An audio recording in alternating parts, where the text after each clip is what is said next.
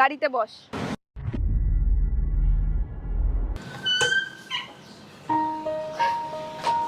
বাহ ম্যাডাম, আপনার ঘরটা তো খুব সুন্দর। চলো যাই। কি ব্যাপার, বৌদি অন্য ছেলেকে ঘরে নিয়ে এসছে?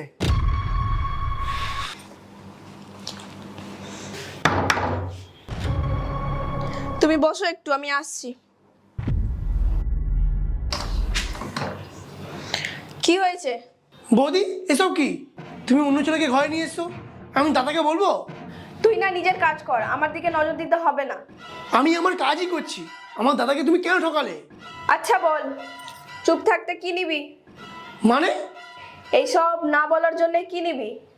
আচ্ছা ঠিক আছে, যেমন তুমি একটা ছেলে নিয়ে এসছো, তুমি তেমন আমাকে একটা মেয়ে এনে দেবে। ঠিক আছে, হয়ে যাবে, তুই যা।